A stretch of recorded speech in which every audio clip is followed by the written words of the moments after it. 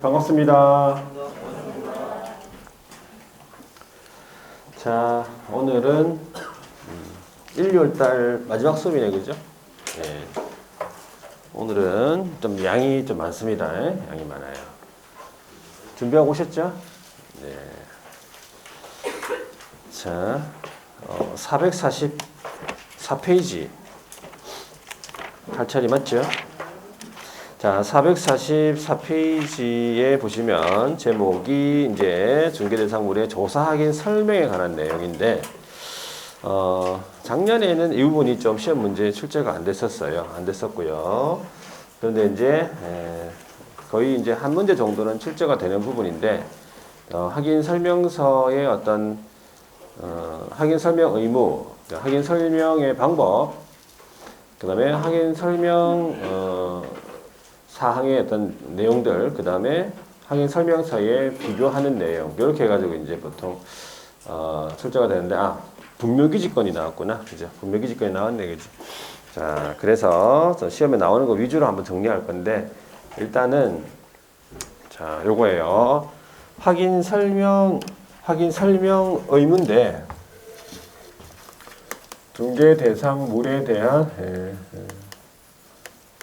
확인 설명에 관한 내용으로서 확인 설명해야 될 사항, 그죠? 원래 기본적으로 개업이 중개 의뢰 받게 되면 그 중개가 완성되기 전에 거래 당사자, 아니고 권리 취득 의뢰인한테, 그렇죠? 권리 취득 의뢰인한테 확인 설명 사항에 대해서 성실 정확하게 설명하고 설명의 근거 자료 제시해야 된다. 이거 들어봤죠? 거기에서 이제 조사 확인해야 될 사항을 우리가 이제 이렇게 암기법을 통해서 암기했었어요. 그래서 그 암기법을 어떻게 암기했냐면 이렇게 암기했잖아요. 기억납니까? 기권금을 공시를 하니까 배를 어떻게 줬어요? 한 입 줬다 이 말이죠. 그래서 계속 반복적으로 이렇게 나옵니다. 그러니까 수업을 계속 참여를 해서 계속 들어줘야 돼요. 이것을. 기권금을 공시하니까 배 한 입죠. 이게 뭐냐면 확인 설명 사항이에요. 그죠? 확인 설명 사항.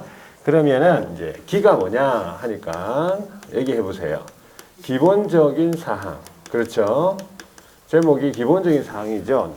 소재지, 지번, 지목, 면적 같은 것들. 그죠? 종류, 구조, 이런 거 방향 같은 거, 건축 연도 같은 것들 전부 다 기본적인 사항이라 부릅니다. 이런 거 설명해야 되겠고, 권하면은 권리관계죠. 네, 권리관계에 관한 사항입니다. 권리관계는 소유권, 지상권, 지역권, 전세권, 임차권, 저당권 같은 권리관계에 관한 사항. 금은 뭐라고 했습니까? 금액이라고 했죠. 금액은 두 가지네. 뭡니까? 그렇죠. 거래 예정 금액. 거래 예정 금액하고요. 그 다음에 한 가지는 중개 보수가 되겠죠. 중개 보수 실비에 대한 금액과 그 다음에 그 산출 내역 이런 것들을 이제 설명을 해야 되겠다 이 말입니다. 그 다음에 공이라고 하면 공법상의 이용 제한 거래 규제, 공법상 이용 제한하고 거래 규제, 여기에다가 이제 토지 이용 계획이 또 들어가 있다 이 말이고요. 토지 이용 계획. 자, 그 다음에 시는 뭘까? 시는 뭐예요? 내외부 시설물 말하겠습니다. 내외부 시설물 어떤 게 있습니까? 내외부 시설물로서는 수도, 전기, 뭐 가스, 소방, 열 공급, 승강기, 그렇죠? 우리 집 승강기 지금 교체 작업에 있는 거 얘기했습니까? 우리 아파트 얘기 안 했습니까? 지금 한 2주, 3주 된 것 같아요. 한 3주 됐나? 승강이 지금 3주 동안 지금 걸어가고 있어요. 집에 올라갈 때. 12층이에요. 내려올 때는 뭐 상관없는데, 올라갈 때 걸어 올라갑니다. 지금. 한 3주 됐다, 지금.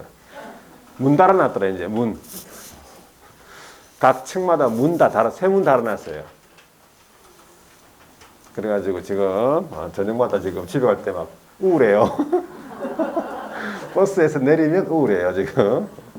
12층까지. 하여튼. 승강기, 내부 시설물. 자, 그 다음에 배는 뭐야? 배는, 벽면 도배지예요. 근데 벽면하고 여기다가 바닥면 얘기했습니까? 바닥면 들어갑니다. 바닥면 들어가요. 벽면하고 바닥면 및 도배 상태가 이제 일단 들어가요. 벽면, 바닥면 및 도배 상태 이런 것들을 설명해 줘야 되겠다 이 말이고요. 환이요. 예, 환경 조건이네. 환경 조건이라고 세 가지가 있어. 뭡니까? 일조, 소음, 진동이 되겠습니다. 입. 네, 입지 조건이에요. 입지 조건은 입지니까 도로 및 대중교통수단과의 연계성이나 시장 학교와의 근접성을 말하겠습니다. 조는 취득 시 부담할 조세의 종류하고 및 그 세율을 말하겠습니다. 이런 것들이 이제 법에 나와 있는 이제 확인 설명 사항들이에요. 권리 취득 의뢰인한테 설명해야 될 사항이다. 이래 보시면 되겠죠. 자, 그래서 요 사항 중에서 이제 이런 사항들을 어떻게 각 항목별로 어떤 방법으로 조사해야 될 건지 그것만 한번 적어 볼게요. 그래서 첫 번째 이제 중개대상물에 관한 조사 확인 방법. 그러니까 이런 항목들을 조사해서 확인해야 되고 설명해야 되죠. 그러면 조사하는 방법이 있어요. 세 가지가 있는데 첫 번째가 뭐냐면은 의뢰인을 통한 조사가 있어요. 의뢰인. 두 번째는 공부를 통한 조사가 있고요. 세 번째는 현장 답사가 있어요. 자, 세 가지 방법인데 첫 번째가 이제 의뢰인을 통한 조사에서 첫 번째 나오는 것은 상태에 관한 자료를 얘기해요. 상태에 관한 자료. 그러면 저기에 나와 있는 9가지 항목 중에서 상태에 관한 자료가 세 가지가 있어요. 어떤 게 있습니까? 첫 번째가 내외부 시설물이에요. 내외부 시설물, 수도, 전기, 가스 같은 거 의뢰인이 잘 알고 있죠. 그 집에 살고 있었던 의뢰인이 잘 알고 있습니다. 그리고 벽면하고 바닥면이랑 도배 상태, 그 다음에 환경 조건, 요거. 그러니까는 요 세 가지의 경우는 의뢰인한테 물어보는 거예요. 의뢰인한테 자료 요구를 하는 거죠. 그래서 자료 요구해가지고 조사하는 항목들이다. 자, 그 다음에 이제 권리 관계 중에서 저기에 있는 권리 관계 중에서 실제 권리 관계 있어요. 실제 권리 관계. 공시되지 않은 것들이죠. 등기되지 않은 것들, 등기되지 않은 실제 권리 관계 또는 공시되지 않은 미공시 물건에 대한 물건의 권리 사항. 이런 것들은 다 이제 일단 의뢰인한테 물어봅니다. 그래서 의뢰인을 통한 조사라고 이렇게 보시면 되고. 그 다음에 이제 공부에서 이제 기업이 확인해야 될 사항이 첫 번째 기본적인 사항. 자, 기본적인 사항들 중에서 기본적인 사항들 중에서 공부에 나타나 있는 게 대표적인 게 뭐가 있냐면 소재지 같은 게 있어요.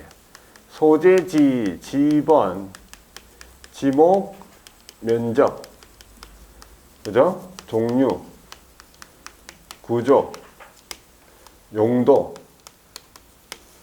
그 다음에 건축 연도 같은 거. 이런 것들은 다 공부상으로 나타나죠. 토지 같으면은 이제 보통 지적 공부입니다. 지적 공부. 그 다음에 그리고 건축물 대장 이런 데 나타나죠. 근데 그럴 수도 있잖아요. 지적 공부에 나타나 있는 내용하고 등기부에 나타나 있는 내용하고 다르면은 뭐가 기준입니까?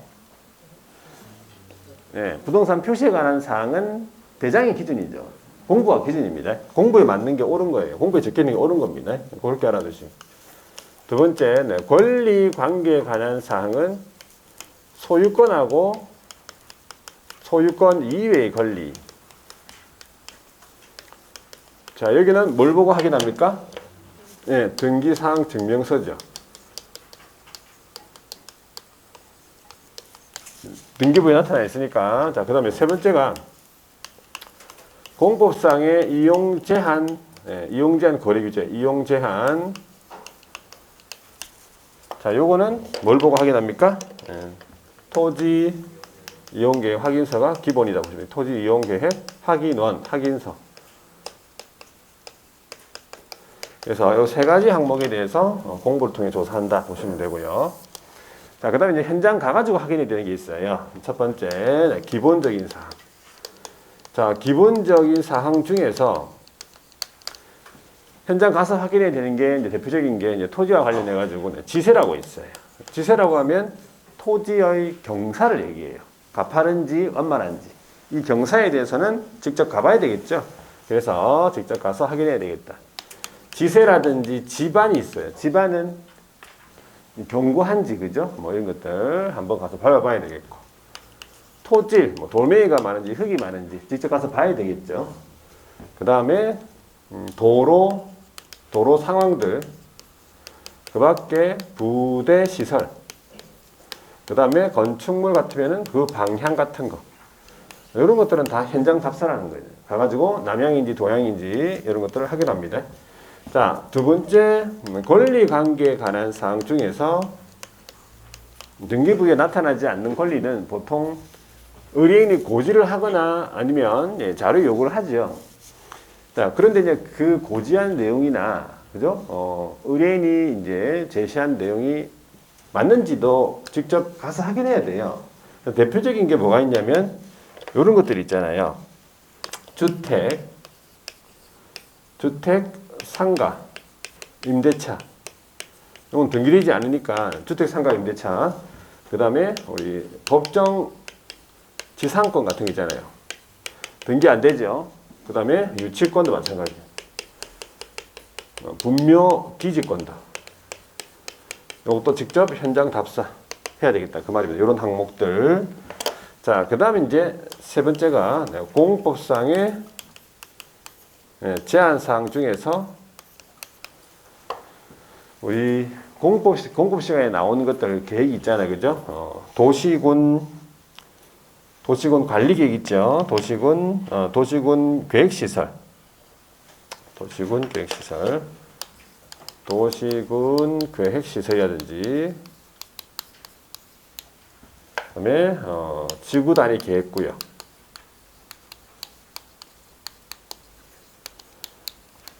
도시군 관리 계획, 뭐 이런 것들. 자, 이런 것도 전부 다 현장 답사라고 보시면 되고, 자, 그 다음에 나오는 것들이 이제 입지 조건인데, 입지 조건.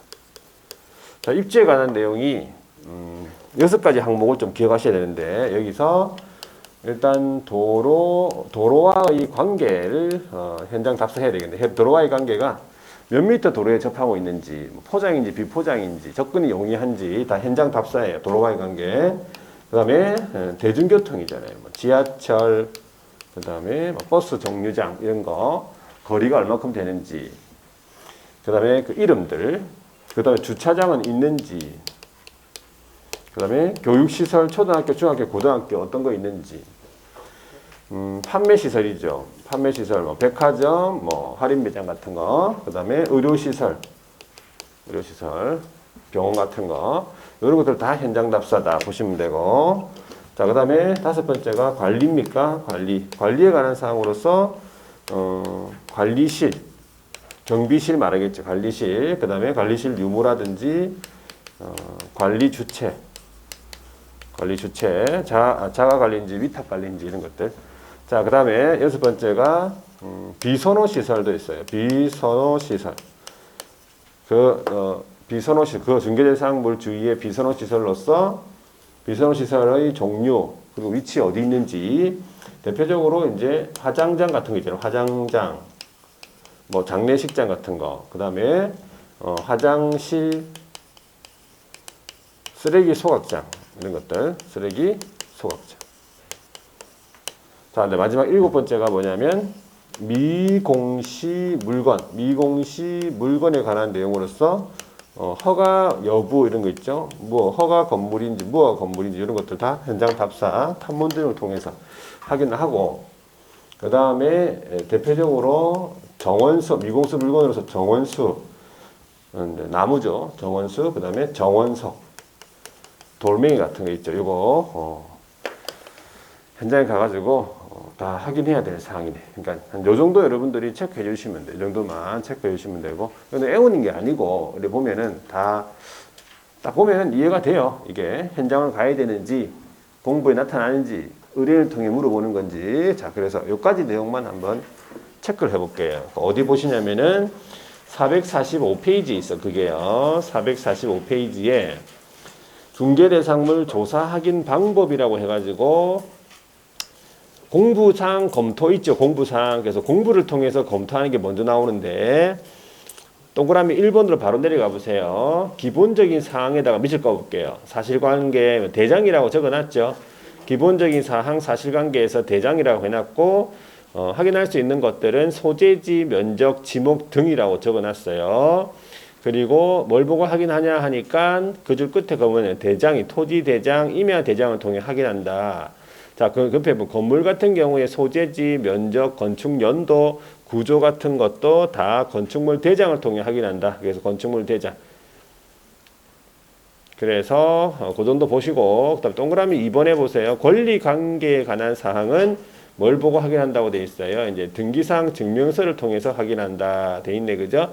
소유권하고 제한물권, 소유권 이외의 권리를 말하겠습니다. 자, 동그라미 3번은 공급상의 이용 제한 거래 규지는 뭘 보고 확인한다 돼 있어요. 토지 이용 계획 확인서 이렇게. 이게 세 가지가 지금 뭡니까? 일단 공부인데 그 밑에 동그라미 4번은 뭐냐면 지형 그다음에 경계 지형 있죠. 경계라든지 지형 같은 거 이런 것들은 도면을 통해서 알 수 있다 이 말이에요. 경계, 지적도, 임야도 같은 도면도 어떻게 보면 지적 공부니까 알 수가 있고. 그리고 5번 같은 경우 보세요. 공부상의 내용 불일치라고 되어 있는데 기본적인 사실관계는 뭐가 기준이라 되어 있어요? 대장 기준이다. 그러니까 대장을 봐야 돼요. 근데 등기상 증명서가 틀렸다 그 말이에요. 넘겨보세요. 동그라미 니은에 보니까 권리관계에 관한 사항은 뭐가 기준이라고요? 예, 등기부가 기준이다 그 말이지. 권리관계에 관한 사항은 등기부가 맞다. 등기부에 있는 소유자가 맞는 거예요. 그 다음에 디귿 보세요. 공급상의 용도 지역 등 해가지고 뭐가 기준이겠어? 당연히 토지이용 계획 확인서가 기준이겠죠. 그 정도 보시면 돼. 나머지는 안 봐도 됩니다. 자, 그 다음 밑에 내려가 볼게요. 현장 답사 및 자료 요구로 확인돼 있단 말이죠. 자, 밑으로 내려가서 공부상에서 확인할 수 없는 불가능한 정보로서 사실관계 동그라미 A에 보시면은 토지와 관련해 가지고 자, 지세가 나왔죠. 토질이 나왔죠. 도로 상황 나왔죠. 밑줄. 요런 것들은 다 어떻게 확인한다고? 현장 답사. 그렇게 알아두시면 돼요. 현장 답사. 자, 오른쪽에 건물과 관련해 가지고 보세요. 외관상의 특징 나왔죠. 기능상의 문제점, 부대 설비, 그다음에 설치 상태 뭐 이런 거, 미등기 무허가 건물 존재 여부라든지 이런 전부 뭐라고요? 현장 답사라는 얘기지. 자, 이제 임목 같은 경우에는 그 임목의 생육 상태 있죠? 요거 생육 상태를 현장 답사합니다. 자, 그다음에 권리관계에 관한 사항으로서는 이제 현장을 통해서 확인해야 될 것이 법정 지상권, 유치권, 분묘기지권, 점유권 같은 거. 그리고 거기 뭐 밑에 줄 보면은 미등기 임차인 이런 거 있죠. 이게 주택 상가 임대차라는 얘기입니다. 미등기 임차인이 있는지. 자, 그 다음에 밑으로 쭉 내려와서 동그라미 3번을 보세요. 동그라미 3번.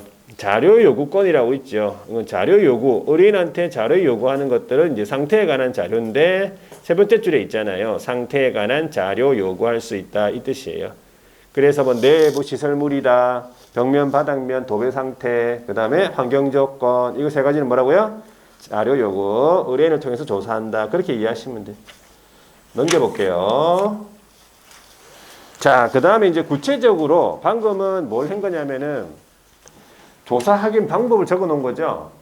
그러면 구체적으로 각 항목에 대해서 몇 가지 어디까지 조사해야 되는지 이걸 이제 얘기한 거예요. 그게 뭐냐면 제3절에 조사 확인 사항 얘기하죠. 그래서 잘 시험에 안 모르는데 내용 겹칩니다. 내용은 한번 볼게요. 바로 볼게요. 449페이지.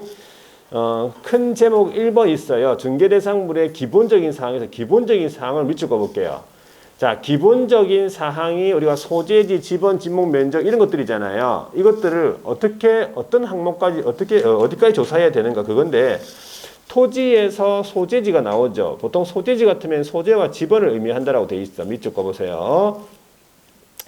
자, 그래서 첫 번째를 보면은 토지 같은 경우에는 지번까지 조사합니다. 지번까지 조사하는 게 원칙이에요. 지번까지. 자, 그리고 뭘 보고 조사하냐면 마찬가지 세 번째 줄 보니까 토지대장, 임야대장 나와 있죠. 네, 그렇게 밑줄 긋고.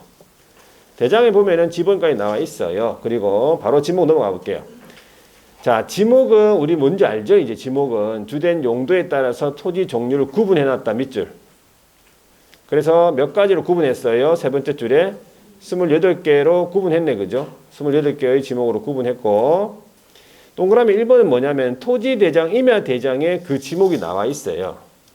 토지대장, 임야대장에는 그 지목이 어떻게 나와 있냐면 명칭을 모두 기재했다. 명칭을 모두 기재. 이 말이 정식 명칭이 나와 있다. 이 말이지.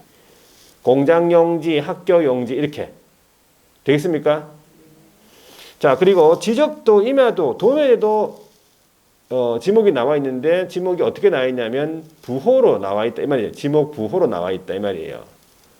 그래서 어떻게 나와 있어요? 공장용지 같으면 두 문자로 나와 있는 게 원칙이죠. 공장용지 같으면 원래 공인데 왜 공을 안 쓴 거죠? 공원 때문에 그래요. 공원 때문에. 하여튼 그런 게 원래는 두 문자인데 차문자 쓰는 게 네 가지가 밑에 이제 참고사항에 나와 있네. 그죠? 일단 두 문자 쓰는 게 원칙이에요. 학교 용지 같으면 학이 되겠네. 그죠? 자, 그런데 이제 대장의 지목과 도면의 지목이 다르면 당연히 뭘 보고 확인해야 되겠어? 대장이 맞는 거예요. 정식 명칭이. 지목 확인은 대장으로 한다라고 되어 있잖아요. 그런데 동그라미 2번 보니까 공부상에 있는 지목이랑 실제 가보니까 이용 상태가 서로 달라. 그럴 수 있잖아요. 그러면 실제 이용 상태까지 조사를 해서 확인 설명서에 기재를 해야 돼. 현장 답사를 통해서 조사를 해야 되겠다. 그 뜻이고요. 거기 나와 있는 참고 부분에 나와 있는 지목 부호 보시면은 두 문자를 기재하는 게 원칙인데 예외적으로 차문자를 기재하는 게 네 가지가 있다고 돼 있네.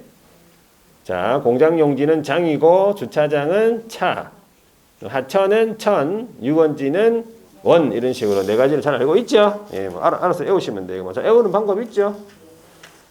차장 1,000원? 알아서 하세요. 차장 1,000원 하든지 무슨 1,000원 하든지. 자, 그 다음에 450페이지. 면적으로 가볼게요. 면적은, 자, 우리 면적은요, 토지 면적 같은 경우에는 뭘 보면 알 수 있다? 대장 보면 알 수 있죠. 토지 대장, 임야 대장 밑줄. 자, 동그라미 2번을 잘 보세요. 대장상의 면적과 등기부의 면적이 서로 다를 수 있죠. 그러면 대장 면적이 기준이 된다 이 말이에요. 맞죠? 토지 표시사항이니까. 그리고 공부상의 면적과 실제 면적이 불일치하죠? 그러면 실제 면적의 거래의 기준이 되겠습니다. 자, 그럼 면적 단위가 나와 있는데 뭐라고? 면적 단위는요. 제곱미터입니다. 제곱미터다. 그리고 그 밑에 보시면 박스 안에 그 환산하는 방법이 나오네. 자, 평 곱하기 얼마를 하니까 제곱미터가 나와요? 3.3058이고 제곱미터에다가 얼마를 곱하니까 0.3025를 곱하니까 평이 나왔다 이 말이죠. 좀 알아두셔야 돼요.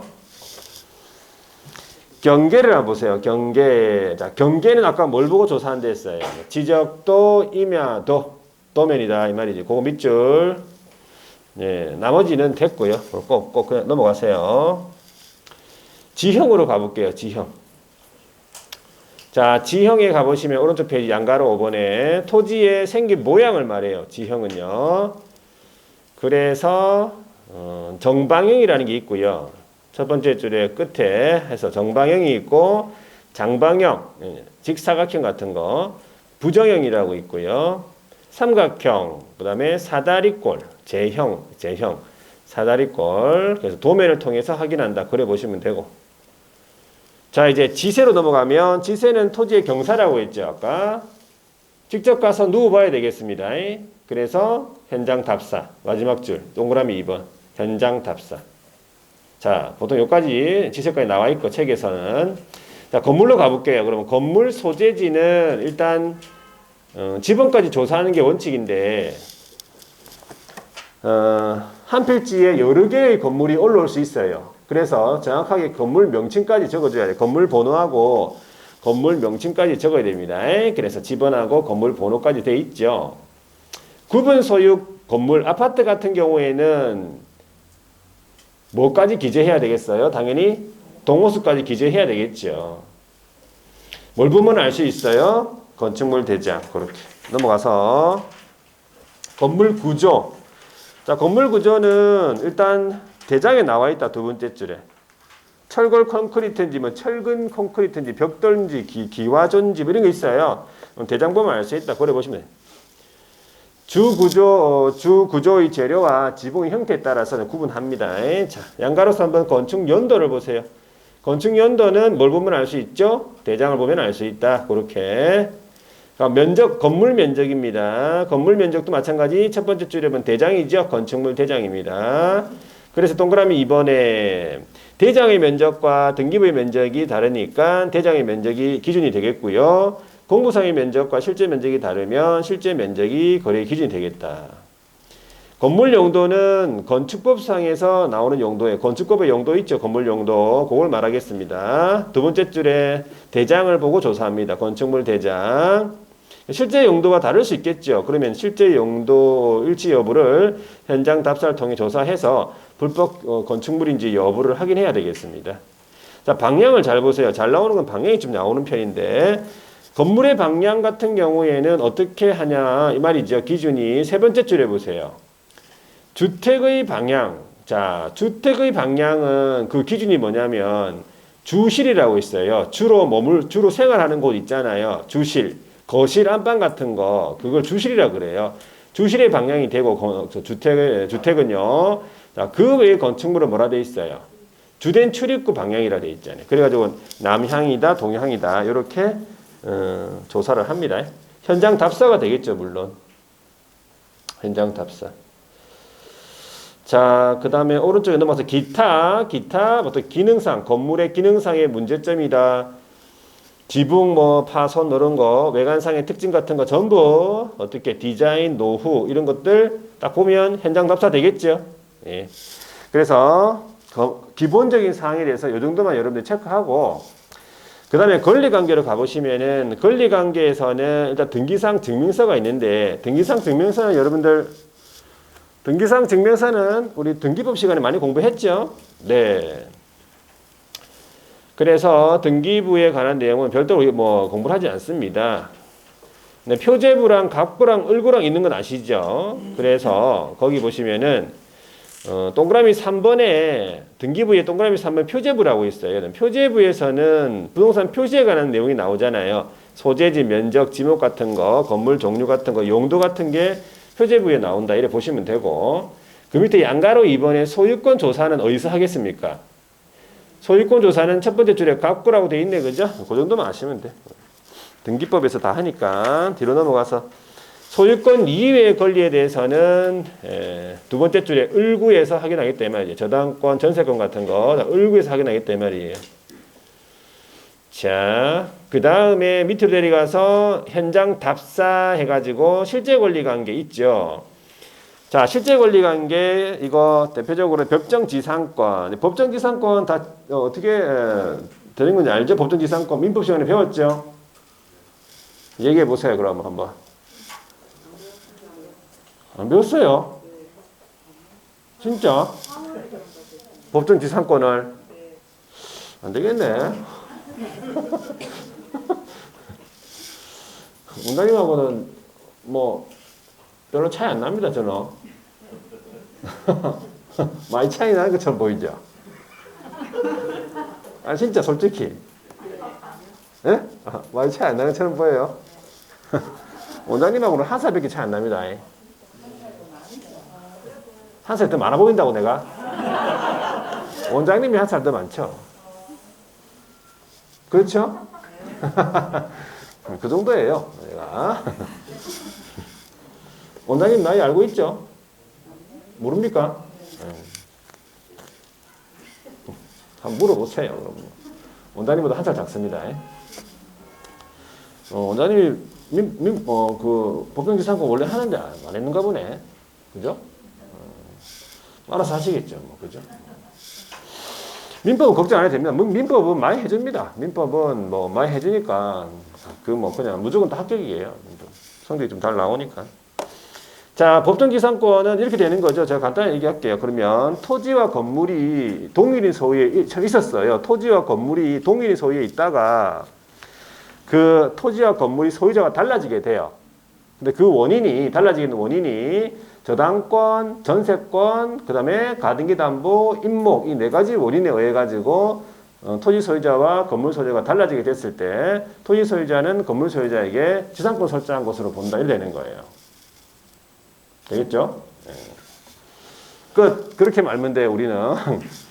일단은 나머지 부분은 좀 민법 시간에 좀 공부하시면 돼요. 우리는 요즘에는 문제 잘 안 나옵니다. 법정지상권 문제가. 그래서 거기 한번 읽어볼게요. 토지와 건물이 일단 동일인 소유 있어야 돼요. 처음에 토지와 건물이 있어야 되고 동일인 소유 돼야 되고, 그런데 그 밑에 찔러보세요. 토지와 건물의 소유자가 서로 다르게 됐죠. 그런데 건물 소유자에게 법률상에 당연히 인정되는 지상권이 법정지상권이다. 그래서 그 달라지게 된 원인이 동그라미 기억 보세요. 전세권 나오잖아요. 전세권 설정에 의해서 달라졌다. 그 다음에 오른쪽 넘어가 볼게요. 저당권 설정 나오잖아요. 그 다음에 디귿 보시면 가등기 담보라고 나오죠. 그 다음에 리을에 보시면 임목이라고 나와요. 그러니까 달라지게 되는 원인이 전세권, 저당권, 가등기 담보, 임목 이런 네 가지 원인으로 달라지게 됐다. 그러면 이거는 법정지상권이에요. 자, 밑에 관습법에서 인정하는 법정지상권도 있습니다. 관습법상의 법정지상권은 마찬가지인데 두 번째 줄 보세요. 토지와 건물이 같은 소유자의 소유하고 있다가 자, 매매 또는 그 이외의 원인이에요. 매매 또는 매각 또는 그 이외의 원인으로 인해 가지고 소유자가 다르게 된 때에는 마찬가지. 자, 요거는 그 밑에 건물 철거한다는 특약이 없죠. 건물 철거 특약이 없는 한 건물 소유자는 토지 소유자에 대하여 관습법에서 인정하는 법정지상권을 취득한다. 이래 보시면 돼. 자, 이런 거 다 이제 우리는 현장 답사라는 거죠. 현장 답사. 그 정도 보고 뒤로 넘어갈게요. 넘어가서 유치권도 현장 답사다 보시면 돼.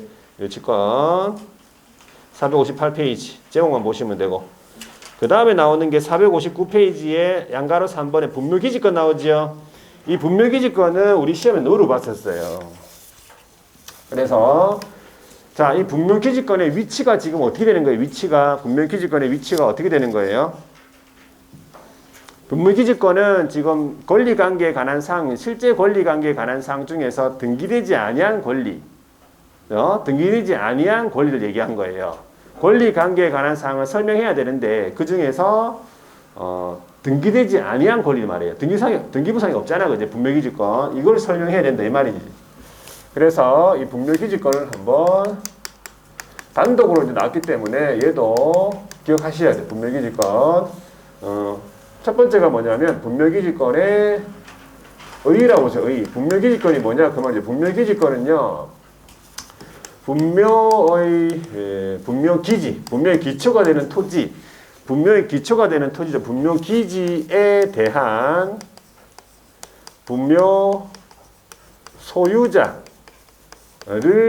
위한 지상권과 유사한 물건이에요. 지상권, 유사, 물건. 요게 이제 관습법에서 인정하는 법정지상권이라고 볼 수 있어요. 그래서 타인 토지에다가 분묘를 이제 설치해가지고 그 타인 토지를 이용할 수 있는 권리라는 얘기예요. 그래서 분묘기지권. 자, 두 번째, 성립하려면 요건이 필요한데, 세 가지. 첫 번째가 성립 요건. 어떻게 하면 분묘기지권이 성립되냐, 그 뜻이에요. 첫 번째, 토지 소유자에 뭐가 있으면 되겠어요? 예, 그 토지 소유자의 승낙받고 분묘 설치했죠. 그러면 분묘기지권 취득합니다. 두 번째는 두 번째가 뭐냐면 자기 소유 토지였을 때 분묘를 일단 설치를 하고 그 다음에 토지를 매매하는 거. 분묘 설치하고 토지를 매매하는 거예요. 토지 매매. 하면서 어떻게 했냐면 첫 번째 분묘기지에 대한 소유권 유보. 분묘기지에 대한 소유권을 유보하거나 아니면 두 번째 분묘도 함께 이전하겠다라고 하는 분묘 이전 특약 없이 토지를 매매하는 거죠. 처음에 자기 소유 토지였을 때 분묘를 설치했어요. 그 다음에 그 토지를 팔면서 이 분묘 기지에 대한 소유권을 유보하거나 아니면 이 분묘를 같이 이전하겠다는 특약 없이 그냥 토지를 판 거예요. 그랬을 때는 그 분묘 기지권이 인정이 된다 이 말이지. 소유자는 다른 사람이 됐잖아. 근데 분묘는 그대로 있잖아요. 그래서 분묘 기지권 인정되겠다 이 말이고, 세 번째는 토지 소유자의 승낙이 없어. 승낙이 없는데 자 무단으로 설치했죠. 그런 다음에 몇 년간? 20년간 평온 공연하게 뭐 했어요? 점유했어요. 이게 점유시효취득이죠. 20년간. 그래서 이 세 가지가 분묘기지권의 어떤 성립이라는 요건이다. 이렇게 보시면 되고. 자, 그 다음에 세 번째가 뭐냐면 효력인데 첫 번째가 기존의 분묘가 있잖아요. 그 기존의 분묘 이외에 새로운 분묘를 신설할 권능이 없어요. 새로운 분묘를 신설할 권능은 없다. 새로운 분묘를 그 옆에다가 신설할 수 없다 이 말이에요. 분묘 기지권 내라 하더라도. 그래서 뭐가 안 되는 거예요? 쌍분이 안 돼. 옆에다가 같이 묻으면 안 돼요. 쌍분 안 되고요.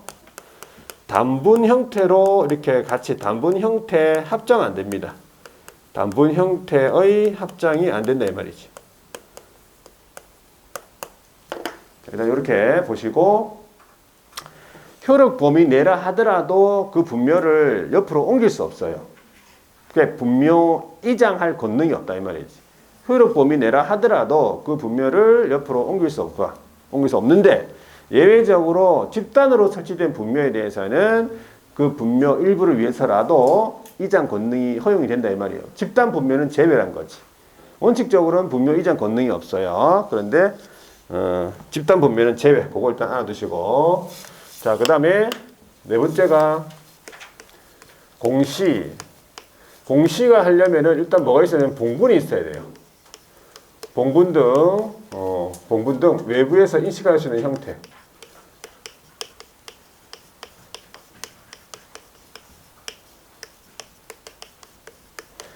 자, 대표적으로 봉분이죠. 그럼 봉분이 그 봉우리를 말하죠, 그죠? 그러니까는 봉분이 없는 평평한 거 있어요. 평장. 그다음에 평장 안 되고 암장은 암매장 안 되겠죠, 당연히. 암장. 평장 암장 안 됩니다. 평장 암장 안 되고. 다섯 번째, 귀속. 귀속이란 말은 권한의 귀속을 말해요. 그래서 첫 번째가 비석 같은 거 있죠. 비석 등 제구를 설치할 권한. 제구 설치 권한은 누구한테 있냐면 그 제사를 주재하는 사람, 제사 주재자에게 있다. 제사 주재자에게 있고요. 그 다음에 두 번째가 분묘에 관한 수호 봉사에 대한 권한은 누구한테 있냐면 종손에게 있어요. 종손에게 있는데 종중이 선조 분묘를 수호 관리해 왔다면 종중에게 있다 이렇게 보시면 돼요. 원칙은 종손인데 종중이 쭉 관리해 왔으니까 종중에게 있다 이렇게 보시면 돼요. 자, 그 다음에 이제 그 다음에 6번에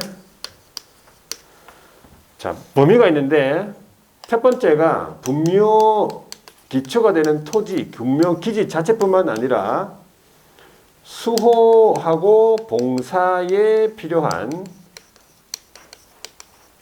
주변 공지까지 미쳐요. 주변 공지까지. 분묘 기지뿐만 아니라 주변 공지까지 미친다.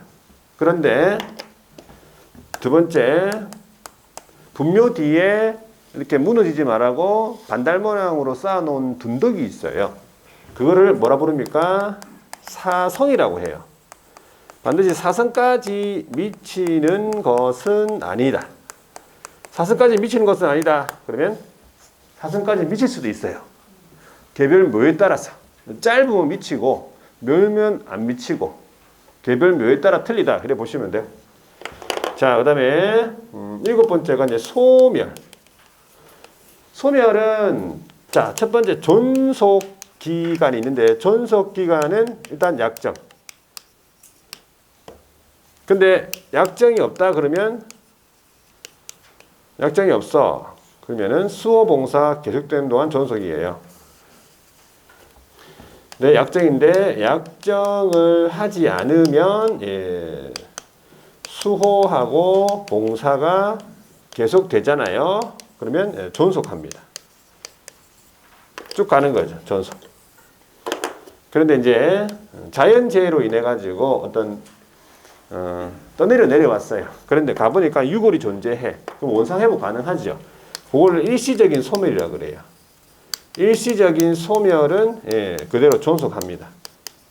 그래서 이런 판례까지 지금 다 같이 적어 놓은 거예요. 판례까지 같이 적어 놓은 거니까 이 정도 내용을 여러분들이 조금 기억하시면 돼요. 이 정도 내용. 분묘기지권에 대해서. 자, 여기까지 한번 밑줄 그어볼게요. 분묘기지권은 시험 문제 나옵니다.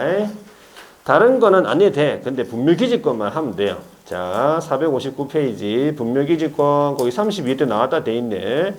의를 보세요. 타인의 토지에 뭘 설치했어? 분묘를 설치한 자가 밑줄. 그 분묘를 소유하고 수호하기 위하여 그 기지를 사용할 수 있는 지상권 유사 물건이다 이 말이죠. 이해되겠죠? 자, 성립을 하려면 요건이 필요하다. 박스 안에 보세요. 동그라미 A. 승낙 없이 분묘 설치. 자, 승낙 없이 설치, 무단으로 설치했죠. 그럼 몇 년간? 20년간 평온 공연하게 점유. 이게 점유 시효 취득이라고 하는 거고요. B에 보시면은 승낙을 얻어서 설치를 했다. 그럼 당연히 분묘기지권 취득하죠. C 보시면은 자기 소유 토지였는데 분묘를 설치했어. 그 이후에 분묘를 자 이장한다는 특약이 없이 토지를 판 거예요. 매매를 했다. 그러면 분묘기지권이 취득하겠다 이 말입니다. 자, 그다음에 동그라미 니은을 보니까 봉분의 형태, 그러니까 내부에서 인식할 수 있는 대표적인 봉분이 있어야 돼요. 따라서 그 옆에 평장이나 암장은 분묘기지권 인정 성립되지 않는다. 자, 그리고 디귿 보니까 유골이 존재해야 된다. 안에 뭐가 있어야 돼? 유골, 시신이 있어야 돼, 안에. 그런데 유골이 없는 가묘, 장래의 묘라고 하죠. 가묘는 분묘기지권 인정 안 된다, 이 말이에요. 가묘. 자, 인정 범위 해가지고 시간적인 범위는 일단 소멸과 관련된 내용으로서 존속기간은 뭐라고 했냐면 약정이라고 약정. 약정 동그라미, 약정인데 약정이 없다. 밑에 줄에 보시면 약정이 없는 경우는 어떻게? 수호 봉사가 계속되고 분묘가 존속하지요. 그러면 분묘기지권도 계속 존속한다. 이렇게 이해하시면 되고. 뒤로 넘어가서 장소적인 범위에서 분묘기지 자체뿐만 아니라 어디까지 미친다고요? 수호 봉사에 필요한 주변 공지까지 미친다. 주변 공지까지 미친다 이 말이죠. 그런데 동그라미 5번 6번입니까? B 동그라미 B네. 두 번째 줄 반드시 그 사성 부분까지 분묘기지권이 미치는 것은 아니다 이렇게 하시면 돼. 반드시 사성까지 미치는 것은 아니다. 그러면 사성까지 미칠 수도 있습니다. 자, 권리에 관한 내용 동그라미 4번 권리에서는 보자. 동그라미 니은 새로운 권능은 부정. 이 말은 기존의 분묘 외에 새로운 분묘를 신설할 권능은 없다 이 말이에요. 기존의 분묘 이외에 새로운 분묘를 신설할 권능은 없다. 따라서 그 밑에 줄에 단분 형태의 합장 안 되고요. 그 다음에 그 밑에 쌍분 형태의 분묘 다 허용되지 않는다. 그러니까 합장도 안 되고 쌍분도 안 된다. 이렇게 이해하시면 돼. 자, 권리의 기속 주체를 보니까 종손에게 우선적으로 인정 밑줄 종손이죠. 자, 의무를 한번 보세요. 시효 취득하는 경우에 있어서 이게 치료 지급 의무가 있어요. 시효 취득하는 경우에 있어서 치료 지급의 의무가 원래 최근의 판례가 이제 치료 지급을 청구한 때로부터죠. 치료 지급을 청구한 때로부터 그 치료 지급 의무가 있다라고 그렇게 알아두시면 돼요. 자, 오른쪽에 판례가 지금 여러 가지가 좀 나오는데 앞에서 내용 겹치지 않는 거 한번 밑줄 거 볼게요. 앞에 없었던 게 뭐냐면은 그 4번 판례 있어요. 4번 판례 보시면은 비석 같은 거, 비석, 상석, 뭐 인입계단 같은 거 있죠. 석축, 성물 같은 그런 재구 설치 관리 권한은 누구한테 있다고 했어요? 그 밑에 줄에 제사를 주재하는 자 있죠. 그거 한 가지 기억합니다. 자, 넘어가셔가지고 9번 판례를 한번 보세요. 자, 9번 판례 보면은 효력이 미치는 범위 안에서 새로운 분묘를 설치하거나 원래의 분묘를 다른 곳으로 이장할 권능은 포함하지 않는다 했잖아요. 이장 권능 없다고 했죠. 그래서 10번 보세요. 분묘가 집단으로 설치된 경우 밑줄. 그럴 경우에 두 번째 줄에 보세요. 끝에 분묘들 가운데 일부가 분묘 기지권이 미치는 범위 내에서 이장되었다면 밑까지. 그리고 그 밑에 줄. 그 분묘 기지권의 효력이 그대로 유지. 그렇죠. 집단 분묘는 이장 권능이 허용된다 이 뜻이에요. 그렇게 이해하시면 돼요. 그 다음에 12번 판례를 보세요. 일시적으로 멸실에 불과하다면, 자, 일시적인 멸실에 불과하다면 분묘 기지권은 소멸하지 않고 존속. 이건 했죠. 자, 13번 판례 보니까 분묘의 수호 관리 봉제사, 봉제사는 두 번째 줄에 종손에게 전속한다고 했고요. 그 밑에 줄 보면은 종중이 선저 분묘 수호 관리 밑줄 해 왔다면 그 밑에 줄 분묘 기지권은 종중에게 기소. 그 다음에 15번 제일 마지막에 보시면은 15번에 분묘기지권의 소멸에 관해서 이제 분묘기지권이 소멸되는 경우 있죠. 그때 그 소멸하는 분묘기지권의 포기는 권리를 포기하는 의사표시하는 것만으로 족합니다. 그 외에 점유까지 포기해야 하는 것은 아니다. 그러니까 의사표시만으로 충분하다 이 뜻이에요.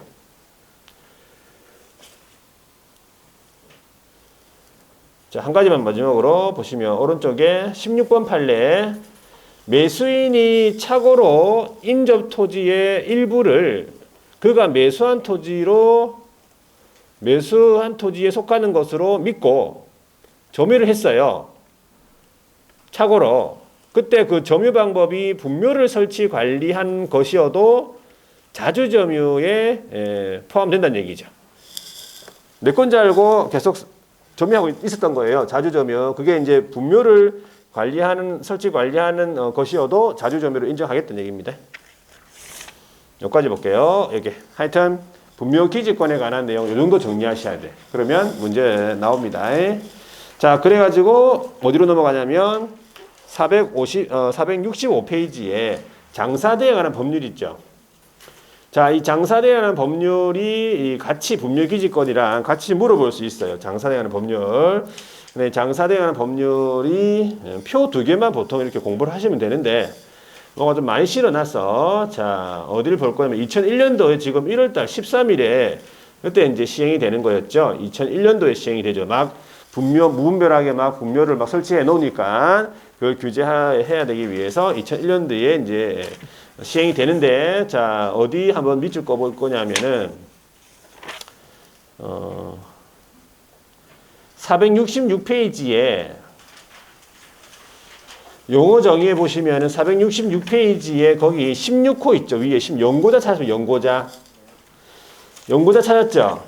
연고자가 누구냐? 이라니까, 사망한 자와 관계가 있는 자래요. 사망한 자와 관계가 있는 자를 뭐라 불러? 연고자래요. 연고자. 그러면 그 순위가 지금 가목, 나목 돼 있죠? 그 순위가 이제 그 순위를 얘기한 거예요, 지금. 자, 첫 번째가 누구냐면 배우자예요. 배우자가 1순위예요. 배우자. 그 다음에 배우자가 없다 그러면 자녀가 되겠죠. 그 다음 부모. 그 다음에 자녀 외에 직계 비속. 그 다음에 직계 전속. 이런 식으로 배우자부터 해서 자녀, 부모 순위다. 이렇게 이해하시면 되고, 연구자가 이런 사람들이구나 이렇게 알아두시면 돼. 자, 그 다음으로 어디로 갈 거냐면 다른 거 지금 안 하는 거는 볼 필요 없고 어디로 가시냐면은 468페이지에 14조 보세요. 14조에 보면 사설묘지 설치 등 돼 있습니까? 네, 사설묘지 설치 등 여기에서 사설묘지 설치 관리하는 방법이 이제 네 가지가 있어요. 1호에 보시면 개인묘지라고 있죠. 밑줄. 개인사설묘지라고 해요. 2호에 가족묘지 있어요. 종류를 알아둬야 되기 때문에 개인사설묘지, 가족사설묘지.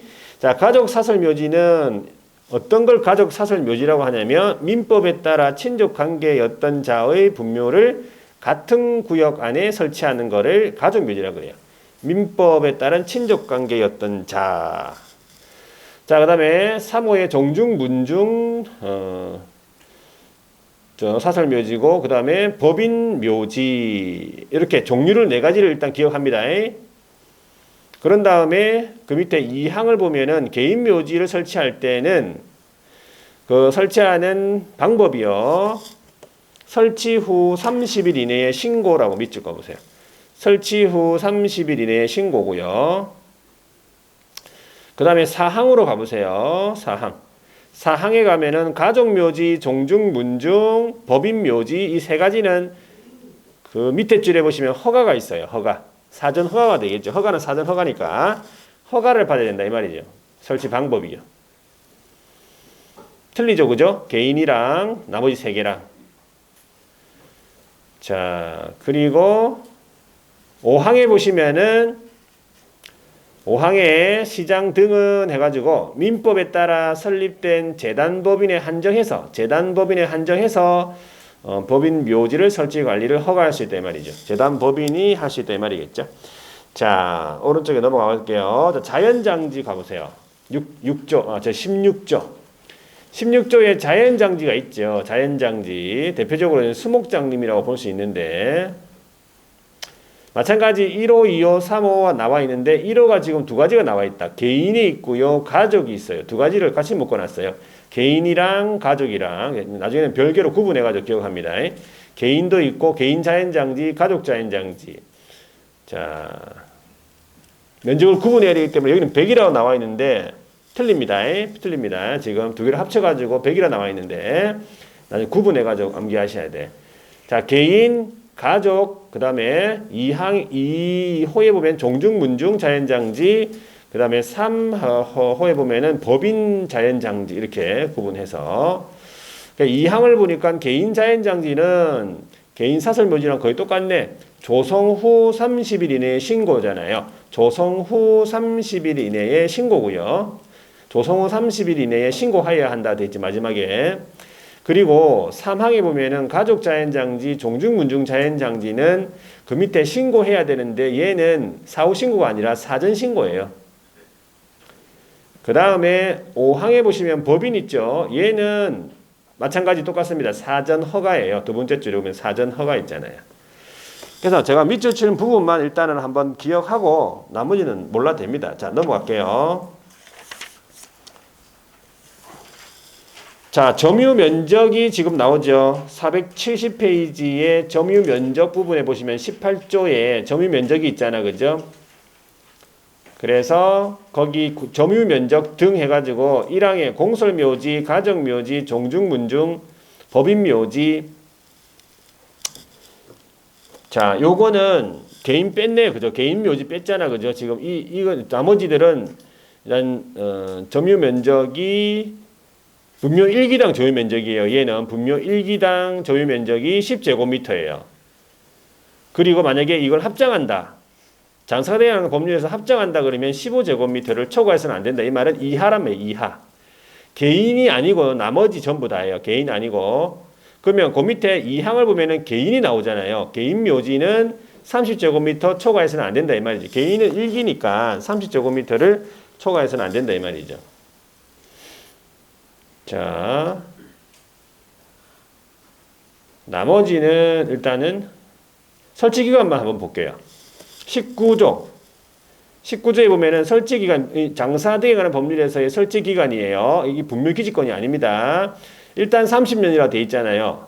1항의 두 번째 줄에. 설치기간은 30년. 그런데 2항의 세 번째 줄에 보시면 설치기간의 연장 신청할 수 있어요. 어떻게? 1회에 하나여 몇 년? 30년. 그럼 총 몇 년? 60년이에요. 그런데 너무 길죠? 그래서 4항 두 번째 줄 끝에 5년 이상 30년 미만의 기간 안에서 연장 기간 단축할 수 있어요. 너무 기니까 5년 이상 30년 미만의 기간 안에서 연장 기간 단축. 자, 여기까지 보고 나머지는 안 보고 넘어갑니다. 자, 그래서 그 내용이 지금 여러분들 473페이지 한번 보세요. 473페이지에 핵심에 보면은 묘지 설치 기준 표가 나와 있습니까? 네, 이거를 지금 방금 한 건데 한번 확인해 보세요. 자, 개인, 가족, 종중문중, 법인 나와 있죠, 순서대로. 그래서 앞머리를 따면은 개가정법 이렇게 암기합니다. 개가정법 이렇게 해야 돼. 개가정법 순서대로 암기해요. 그리고 신고 허가가 관련해가지고 신고 절차가 자, 매장 후 30일 이내 신고, 복습이잖아. 나머지 3개는 사전 허가. 되겠죠? 자, 1기당 점유 면적을 보니까 개인은 30 이하, 가족하고 나머지는 전부 10제곱미터 이하, 합장하면 15제곱미터 이하, 초과금지가 이하니까. 그죠? 자, 1기당 점유 면적이고 밑에는 설치 면적이에요. 설치 면적 잘 보세요. 설치 면적을 잘 보세요. 설치 면적은 개인은 그대로 30이에요. 그런데 가족은 100 이하잖아. 종중문족은 1000 이하고요. 법인묘지는 10만 이상이에요. 이하가 아니라 이상이죠. 단위가 틀리죠. 이걸 주의하셔야 돼. 그래서 암기할 때 설치 면적은 숫자만 일단 외워. 30, 100, 1000 외우고 그 다음에 10만 끝에 이상이라 해줘야 돼요. 왜? 법인은 이상이니까. 나머지는 이하잖아요. 그렇게 해서 외워야 돼요. 30, 100, 1000, 10만 이상. 개가정법 이런 식으로. 그래 안 헷갈립니다. 안 그러면 헷갈려서 이거 못 푼다는 얘기죠. 자, 그래서 분묘의 형태로 넘어가서 봉분을 만약에 설치한다면 높이 1m 이하, 초과금지, 평분은 50cm 이하 이렇게 되는 거예요. 자, 이 표를 일단 기억을 합니다. 그 다음 넘어가 볼게요. 그 다음에 뭘 보냐면 474페이지에 자연장지 나와 있죠. 자, 자연장지 핵심 나와 있는데 마찬가지예요. 개가종법 이렇게 암기해요. 그래가지고 조성 절차를 보면은 개인은 30일 이내에 조성 후 30일 이내에 신고라고 되어 있고요. 가족이랑 종중 문중은 사전 신고라고 되어 있고요. 법인은 사전 허가되어 있잖아요. 좀 틀리죠? 구분하셔야 돼. 그래가지고 면적을 보니까 이거는 단위까지 같이 외워야 돼. 자, 30미. 개인은 30미예요. 30미만이니까 미라고 하면 되고 가족은 100미잖아요. 100미라고 해야 돼요. 종중문중은 2000 이하니까 2000하라고 해야 되고 법인 자연장지 중에서 재단법인 공공법인이 5만 이상이니까 5만 상 종교단체는 4만 하 이런 식으로 단위를 같이 외워줘야 안 헷갈려. 30미, 100미, 2000하, 5만 상, 4만 하 이렇게 외워야 돼요. 개가종법 이런 식으로 순서대로 되겠습니까? 이렇게 하시면 돼 일단. 그래서 요거를 외워두면 일단은 좀 해결이 됩니다. 자, 그래서 장사 등에 관한 까지 법률까지 이렇게 하시고 자, 그 다음에는 넘어가. 나머지 막 적어 놓은 거는 막 중복해가지고 또 적어 놓은 거예요. 넘어가시면 되고 그 다음 어디 볼 거냐면은 나머지는 볼 거 없어. 안 봐도 되고요. 지금 등기되지 아니한 권리관계에 관한 사항까지 한 거고 처분권한 이런 것들은 시험 문제 크게 관계없으니까 안 봐도 되고 그 다음 어디 볼 거냐면은 481페이지에 공급상의 이용제한 거래 규제 있죠. 지금 이제 저기 보시면은 기권까지 한 거잖아요. 쉽게 얘기하면 기권까지 한 거예요. 그 다음에 금이 나중에 나올 거고 공급상의 이용 제한 거래 규제가 지금 나오는 거예요. 저기서 지금. 자, 공급상의 이용 제한 거래는 거래 규제 할 거 없어요. 이게 전부 다.